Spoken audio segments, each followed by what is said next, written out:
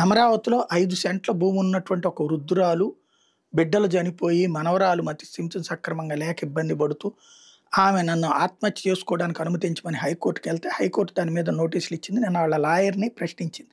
"మీకు తెలీదా ఇట్లాంటి పిటిషన్ ఏసేటప్పుడు? కోర్టులు అట్లాంటి ఆదేశాలు ఇవ్వవని మీకు తెలీదా" అని. కానీ ఇలా కనుక పిటిషన్ వేయకపోతే అసలు కోర్టు పరిశీలించేదా? పట్టించుకునేదా? మీడియాలో రాకపోతే పట్టించుకునేదా? ఎంతమంది ప్రజా ప్రయోజన వ్యాజ్యాలేస్తున్నారు? ఎందుకు పట్టించుకోవటం లేదు? నంబర్ 1. నంబర్ 2, ఒక్కసారి ఆలోచించండి. మానవీయ కోణం ఆలోచించాలి న్యాయ వ్యవస్థ. అమరావతిలో ఒక ఎకరం ఉన్నటువంటి రైతు అతని దగ్గర నుంచి భూమి తీసుకొని 3 ఏళ్లలో నీకు ఫ్లాట్ ఇచ్చేస్తానయ్యా, ఓ 1200 గజాలు అంటే ఒప్పుకున్నాడు అతను. ఏడాదికి ఆళ్ళు ఇచ్చేటటువంటి డబ్బులతో రూ. 2,500, 3,000 నెలకి. 2,500, 3,000 రూపాయలతో ఒక కుటుంబం బ్రతకగలుగుతదా? సాధ్యమా? న్యాయస్థానంలో పనిచేసే సిబ్బంది ఎవరైనా బ్రతకగలుగుతారా? ఎలాగ మరి వీళ్ళు?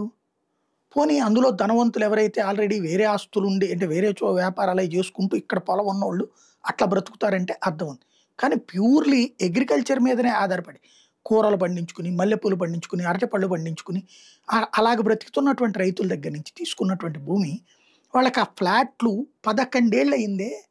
డెవలప్డ్ ఫ్లాట్లు, ఆ ఏరియా అద్భుతంగా డెవలప్ అయిపోతుందని కదా ఆళ్ళ దగ్గర నుంచి తీసుకుంది. వాళ్ళందరి జీవితం ఏంటి? నెలకు 2,500, 3,000 రూపాయలా? ఏడాదికోసారి డబ్బులేస్తారు. మళ్ళీ అందులో ఈ మీటింగులకి వీటికి అని చెప్పేసి ఇదివరకు ఆ చందాలు వసూలు చేశారు జగన్ హయాంలో. ఇందులో వచ్చిన డబ్బుల్లో నుంచి. వాళ్ళ బ్రతుకేంటి? వాళ్ళ జీవితం ఏంటి? రైతులుగా దర్జాగా బ్రతకాల్సిన వాళ్ళు కూలీలుగా బ్రతకాల్సిన పరిస్థితి ఎందుకొచ్చింది? ఇంకా ఇంతకాలం ఎందుకు అట్లాగా ఆగుంది?